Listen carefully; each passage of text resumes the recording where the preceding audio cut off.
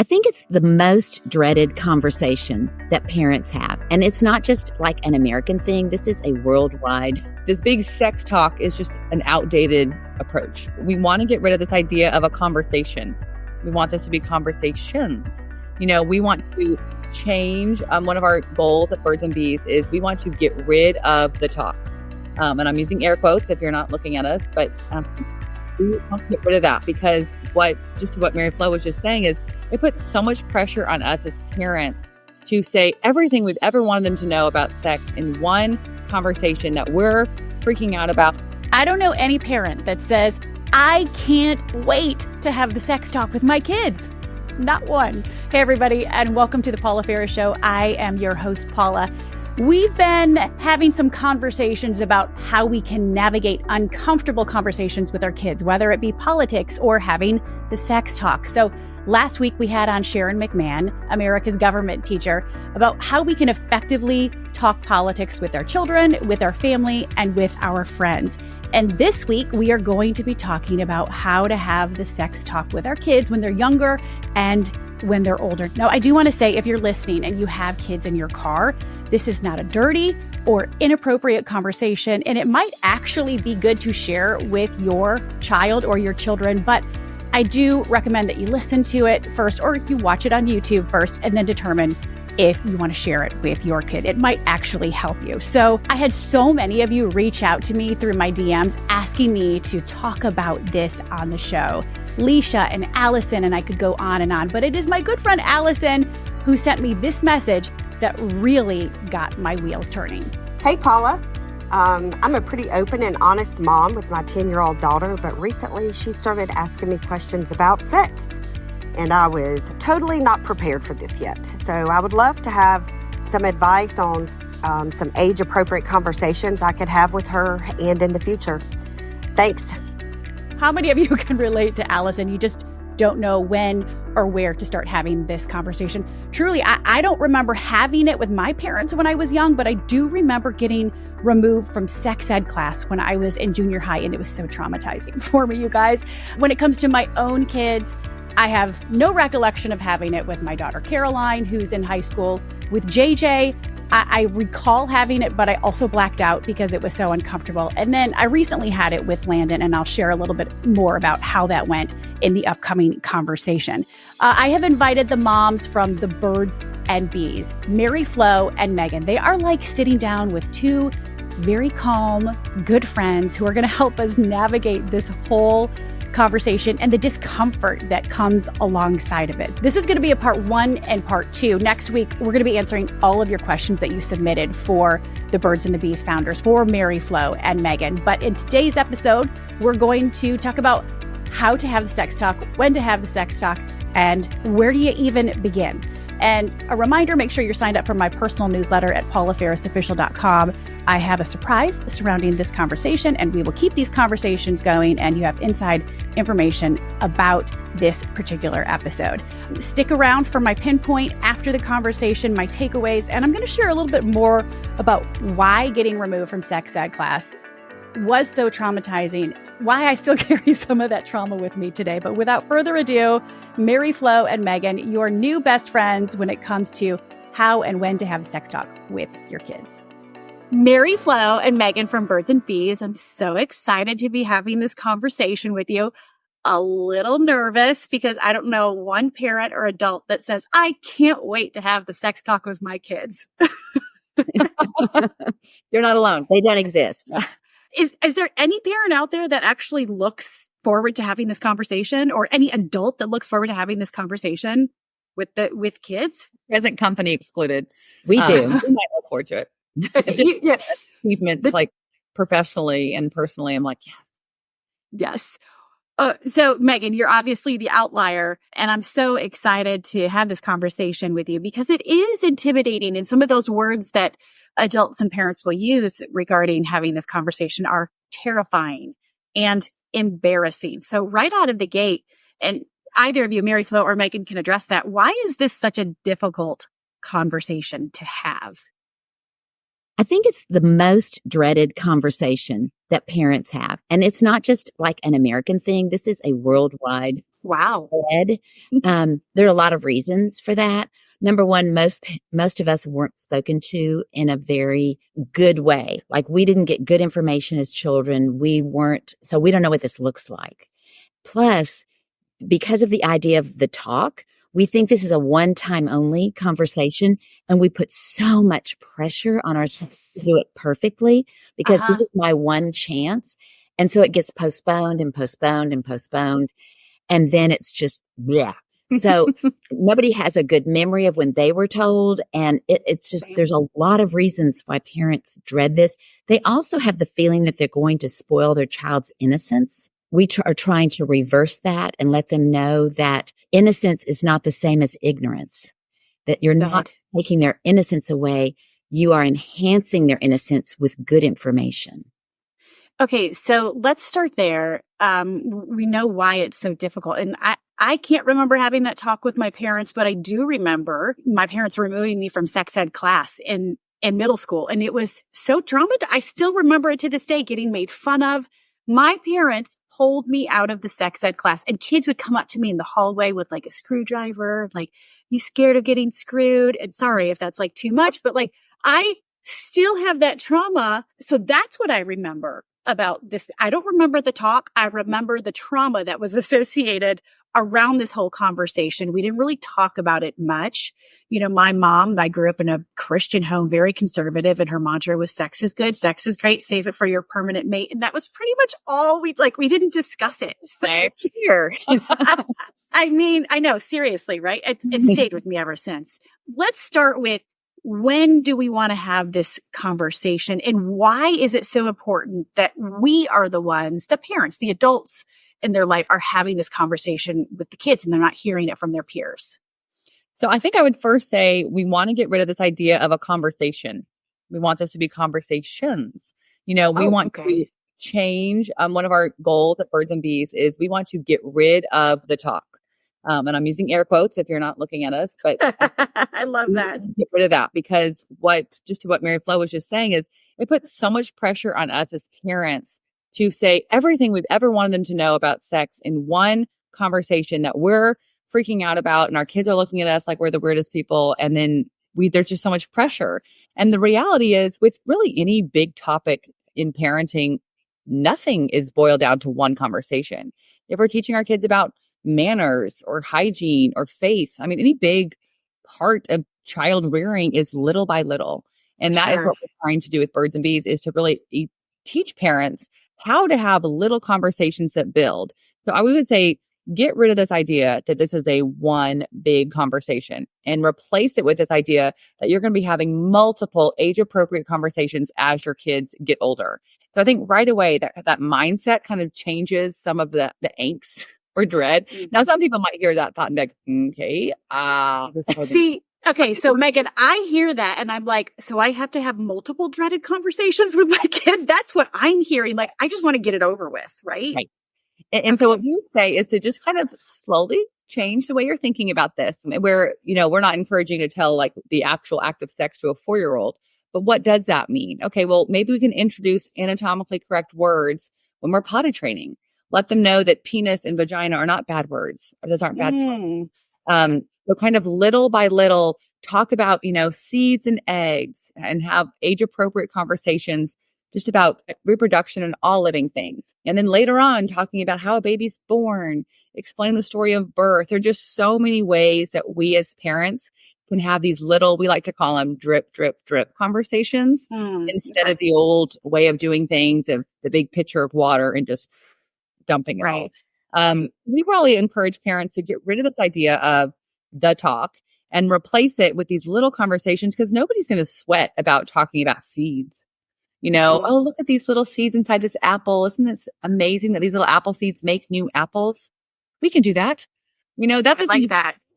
And so just teaching parents like a whole new way of viewing this, where they are gaining confidence in themselves with this topic, but also teaching their kids in little ways that I know about this. I'm the expert. If you have questions, you come to me. And that pattern of trust and communication is built little by little, drip, drip, drip, year after year of these little conversations. And so this big sex talk is just an outdated approach. Okay. Or your child finds something in your purse regarding your periods. Instead of hiding it, bringing shame, all of that. Yes, I know you're kind of reading that book, but I Yeah. saw that anyway. But Mhm. that is another one of those dreaded conversations that you think, oh, this is so complicated, or I don't know how to explain this, or where do I start? And the thing is that if we can break that down instead of lots of dreaded conversations, it's like a lot of not dreaded conversations because you're presenting yourself as someone that is available to answer their questions, to tell them the truth about what's going on. And then they don't even remember when you told them. Like Yes. they just know about these things. There's some foundational conversations you can have when they're really quite young that are not intimidating. But on top of that, you build, you talk about body parts and boundaries, and you talk about, so you're adding levels of information.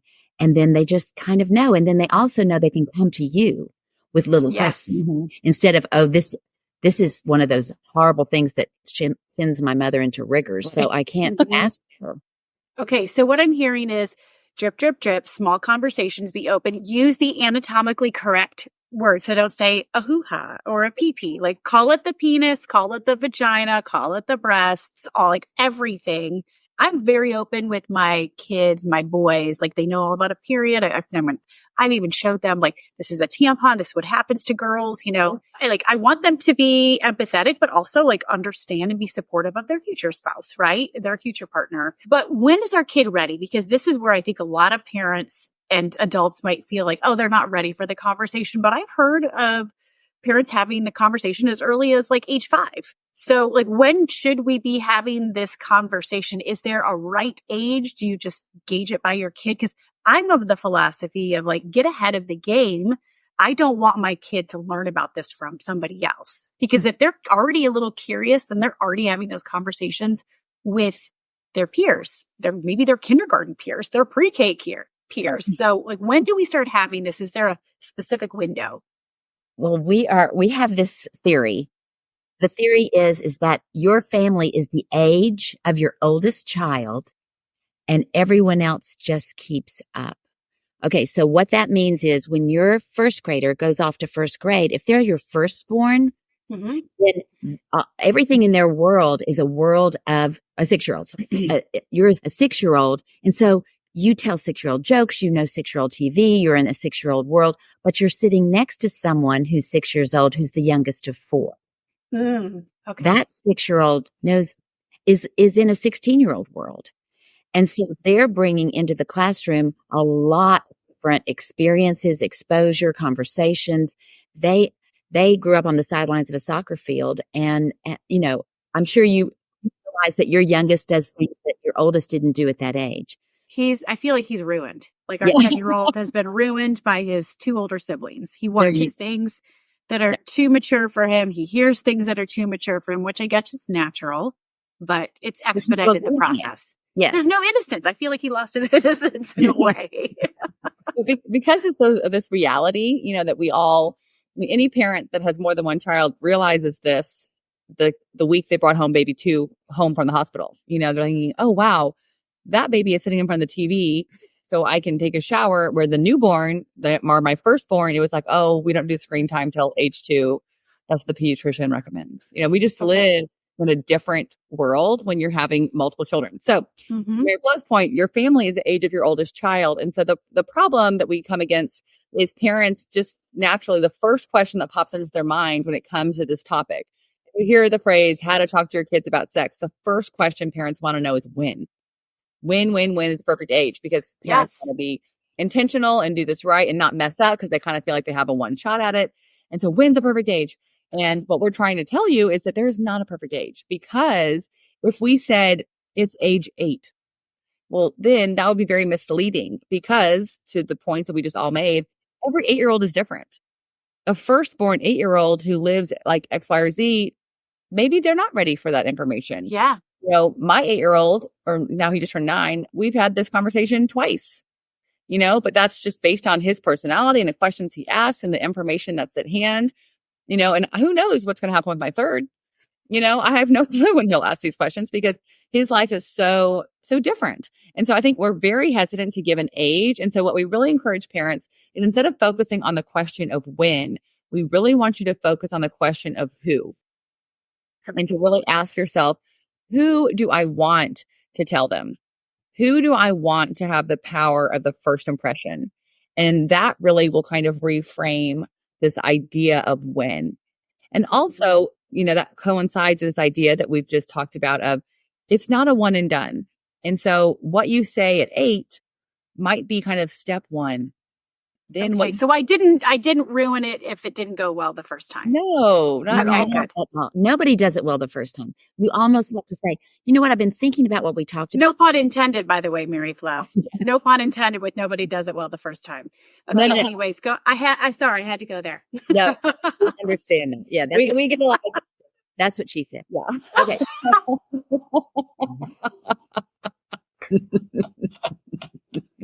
I did not expect that from you, Mary Flo. Well played. He's very happy. But actually, we are big about circling back. Yes. Like Yeah. they are still with you. And also, what about parents of children who never asked? Mm-hmm. And so if we say, well, they've never asked, that's a little bit, I'm going to be hard on those parents and say that's a little bit of an excuse. The topic is in your court. Okay. And you need to take the initiative. And so for that child, a good way to enter into that conversation is to say, sweetheart, have you ever wondered exactly how that baby got out of mommy? Just invite them into the topic. Mm-hmm. And because a lot of times children are wondering, but they don't know how to verbalize their curiosity. If you don't want the child sitting next to them in 3rd grade to be telling them, you don't want them to be their coach and their guide, then That's right. if you want it to be you need to start tackling this. Don't tackle it all at once, but start moving towards this topic in various ways about birth, how things grow, how things are made, how things reproduce, and make it easy for them to come and ask you. And if they don't, then you introduce it. Okay. And you just mentioned something very important, the importance of you having this conversation with your kid and not them hearing it from the internet or a TV show or their peer. Why is it important that they hear this from you, the adult and parent in their life? Well, I think for so many reasons. One of them is you want to be the loving authority on this topic because the world and their peers, the internet, there's so much incorrect information out there. There's a lot of degrading messages, a lot of disturbing messages. I mean, quite frankly, what their friends are going to tell them is not accurate.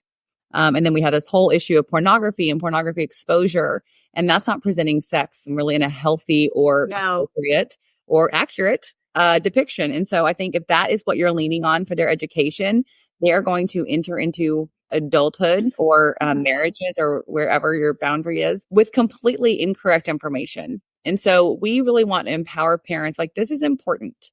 And every family is going to have a different approach to sex based on their beliefs or their value system. Everyone's going to have a kind of a different understanding of how they value sex. But I guarantee every parent is going to value sex at a higher level than what the 13-year-olds are saying or what they're watching. And so I think we really want to challenge parents to say, like, listen, the world is sending very clear messages about sex. And it is our job as parents. It's our duty as parents or our privilege as parents to have a voice as well. And our kids need us. And our kids really need us to be that loving authority on this topic and to let them know what this is. Because, I mean, again, no matter where you fall on the spectrum of what you believe sex is about, you want this to be a healthy part of their life for the next several decades. This is not going away. And so it's our job as parents to train them in all these ways. And sex education is part of that. Let's say that you had gone to that sex education class. If that is all that you get, where do you go when you have a question? Do you go back and find that teacher or someone that was in the class? Or do you look to your parents as a reliable source of good information who's willing to say, sweetheart, that is a great question. I'm really glad you asked. I'm glad you came to me. And I'll always tell you the truth. And sometimes I look like I feel uncomfortable. And that is because I am. Because my parents never talked to me. I grew up in a family where the word sex was never said. And so I'm probably not going to do it perfectly, but I want you to hear my heart. Mhm. And that's where our children know then that they can come back after that time with their friends and something happened and they don't know who to tell about it. Mm-hmm. Yes. And Megan, you brought up a good point too. Pornography, like kids are getting exposed to it earlier and earlier. I had David Thomas on talking about tween and teen boys, and that average has sadly lowered. It's now like ages 8 through 11 or 9 through 11 is their first exposure to porn. So like they may not be talking about it with us, but like you said as well, Mary Flo, it's important to initiate that conversation, even if they're not asking about it, because they're getting exposed to things earlier and earlier. So that was just a great point. Let me ask this. I wanted my husband to be part of this conversation. He said no. Why does this feel like that?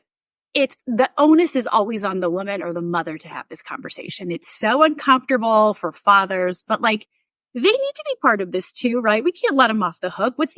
How important is it to have a mother and a father, whether or not it's, from a blended family? What's the importance of having these ongoing conversations with a mother and a father, or the male and female adults in your life, the caregivers?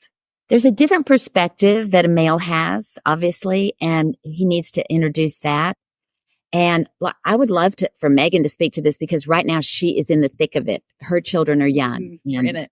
So I would say we get this question a lot. It's like, okay, I have boys. Like, does my husband need to be the one leading these conversations? Or, kind of the traditional approach of the talk. And what we would really say is for many, many, many years, these conversations should hopefully happen as naturally as possible. And so whoever gets the question answers the question. Now, typically, this is not the case for everybody, but typically the mom is the one who might be around more in the car or in the house after school, or just kind of around when the questions come up. I feel like they're always coming at the worst time. When you're late to soccer practice. The worst. Whatever. And they're like, Mom, where do babies come from? You're like,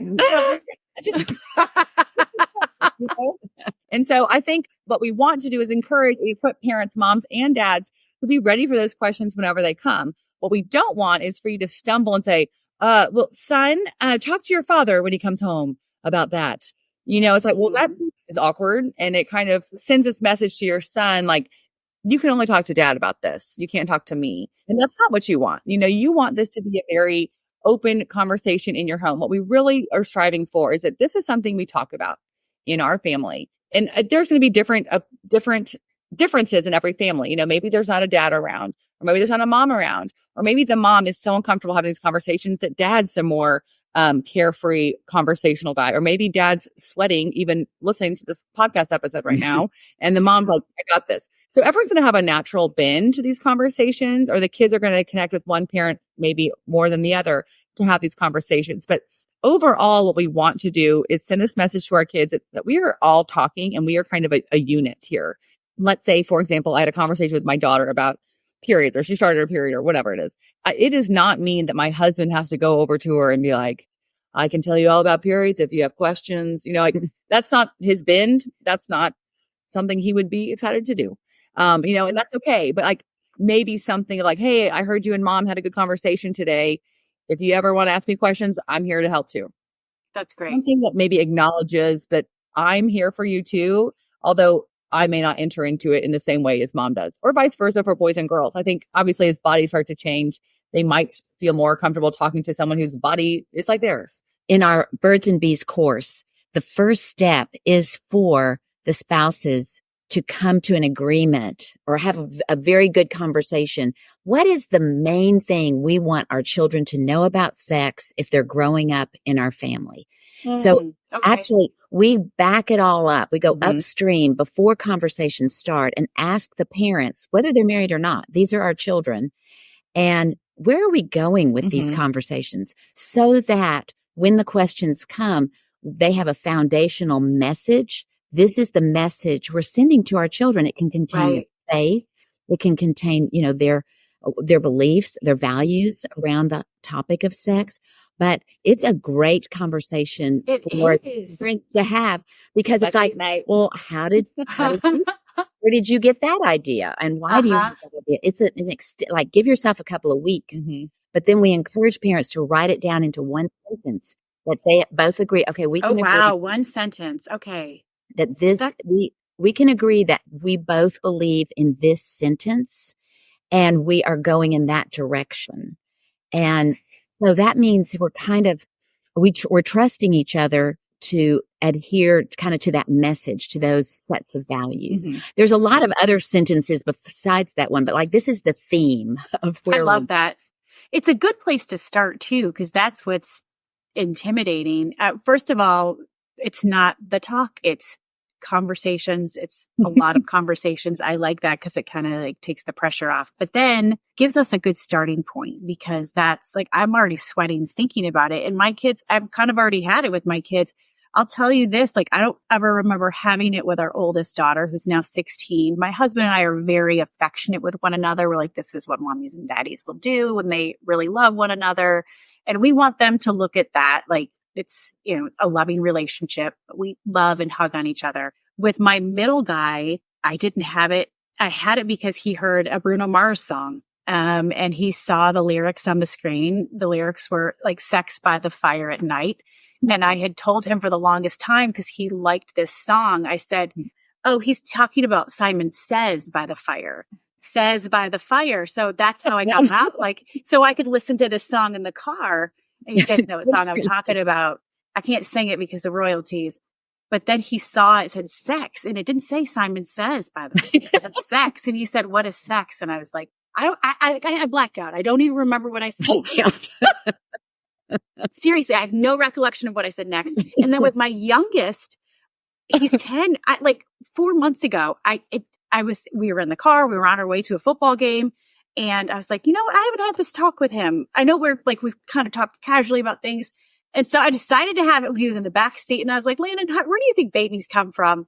And I'll never forget, he gave his answer. He's like, when mommy and daddy love one another and they kiss. And then, and she's on her, I think he said something about her being on her period, and they kiss and then the baby's there. And I was like, well, and I explained it to him a little bit more, and I used the big words, and his face, this is what he did. He goes, I have to do that. And then he goes, what if it gets stuck? So that was really a funny recollection, but no recollection of having it with my daughter. Blacked out about what happened with my second and my third. Making progress. You are making progress. Yeah. That's why those third ones I think are always the most resilient.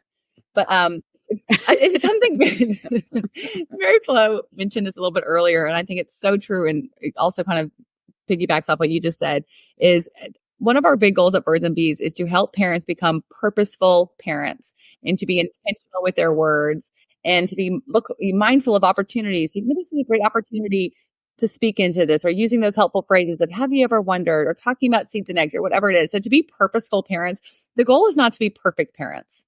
And we are going to mess up. We both do this for a living, and my kids are in it right now, and I am going to mess up. I'm going to get nervous with questions. Like, we're all going to fumble over our words. So the goal is not perfection. The goal is to be purposeful, not perfect.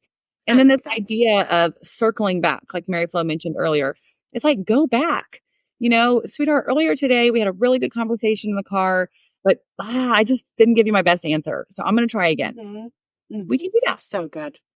And we are not done with Megan and Mary Flo, the moms from Birds and Bees. They are going to be back next week answering all your questions. So many questions from Jennifer and Nicole and Gabby and Robin and Barbara and Brandon and Diana and Karen.